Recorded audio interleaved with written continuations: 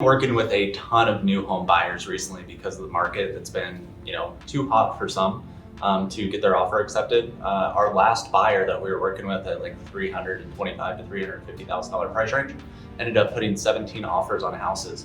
Now, this is obviously frustrating for buyers when they're not getting their offer accepted because people are putting in, cash offers, or they're from California and they just have a ton of money.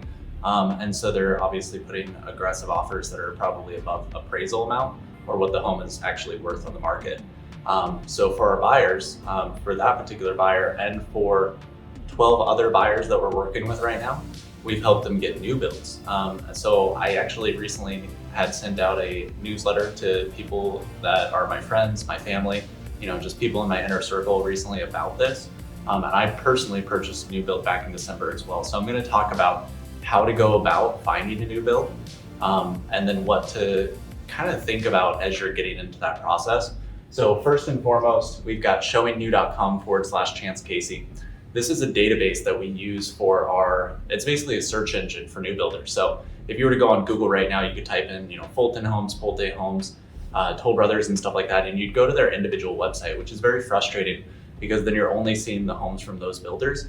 And there's a huge list. I mean, there's probably 150 new home communities right now that you can choose from.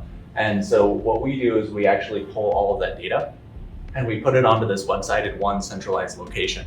It is user-friendly. I'm not, at the end of the day, a huge web developer or anything like that, but it does give you the data that you need in order to find the houses that you actually want. And it works very well. This is typically where people end up finding their new build.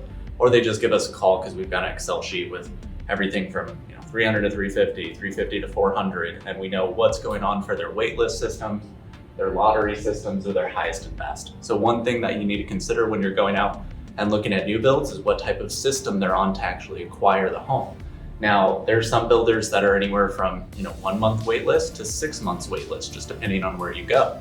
And we know which builders are doing that because we've been working with them so closely recently. So some of the things that they're doing right now is they're doing lotteries. So let's say there's 100 people that are on their wait list. Well, every 2 Saturdays around 11 o'clock or something like that, they're gonna do a lottery where they put everybody's name that's on that wait list into maybe a random generator online or into a hat, like a bucket or something, and then they end up pulling it out. So that would be a drawing or a lottery. They've got traditional wait lists. So, there's a couple companies out there where they're just first come, first serve. If you signed up on the wait list, they're gonna call in that order, and once they get to your name, you have to respond within 24 hours if you actually want to get that home. So we've had like 3 or 4 people just in the last week that were on the wait list for about a month and a half, 2 months, that just got called and were able to sign a contract.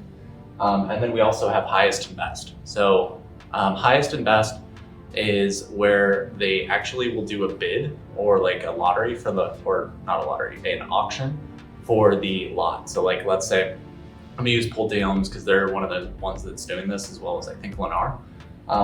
They are doing it so that they release a specific lot and everybody has an opportunity to bid on that lot, and the highest bid actually ends up getting it. Now, something to note with this is that if the appraisal comes out low on the home, you still have to make up the difference, just like you would in today's market if you were going to do an appraisal contingency waiver, not an appraisal waiver, but an appraisal contingency waiver. Then you also have some things to consider when you're actually looking at those homes. So you've got builders that actually do like custom design. You can go to a design studio and pick out almost anything. Those are gonna be like your Toll Brothers, your Fulton Homes, your Shea Homes. Each of them has kind of a way that they build to suit.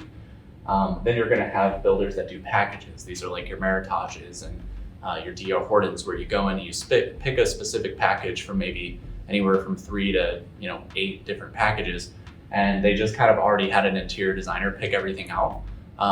So it looks really nice. The neighborhood's pretty similar in the way that it feels and how much updates everybody has, which is nice because then you don't over design sometimes, especially for first time home buyers, when you might not know what type of flooring and stuff to pick. And it's always good to have a realtor there because we can just tell you what people are buying. And then for specs, you just walk in, the house is what it is, and that is what you're gonna end up getting. So they just build that exact model or exactly what you're seeing to suit. And it typically takes anywhere from like 4 to 6 or 7 months for that. What a lot of the builders are doing right now is they're actually going to the permitting for the county and just saying, hey, we're gonna build this home with these structural options. And as the buyer, you actually don't even get to pick out your structural options anymore, because they're just trying to get those homes to be available as soon as possible. And that's actually really good, because a lot of people would be waiting in this market for like 13 to 14 months. And since they're doing that and already taking care of the permitting process up front, what ends up happening is you can actually get into the home in like 4 to 6 months. So a lot of builders are starting to do that, which I think is really smart.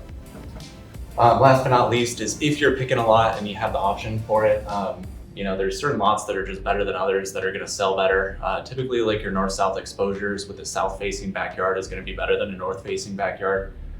In most cases, unless you just hate sunlight or something like that, but most of the year that's going to be better. Backing like borders common area, or a park or hillside lot or something like that, if it feels nicer than the other stuff, it's probably going to sell for more on the resale side of things when you're actually reselling the home. So these are all the things that a realtor can actually help you out with right now in today's housing market for new build. We've been providing so much value for people that are buying new builds right now, and at the end of the day, I don't know why anybody would shop without a realtor, considering the seller pays all the commission anyways. So if you guys have been looking for a new build, definitely check out this website, because at the end of the day, that's going to save you guys tons of hours looking. But if you really just want the fastest way, just give me a call. I've already got the spreadsheet. I already know what's happening with everything, East and West Valley, since we have them everywhere. So give me a call, 602-525-5502. Have a great rest of your day. If you have more questions about new builds, how to get them, what different type of builders are good and stuff like that, give me a call. I'm here to help, guys. Have a great day.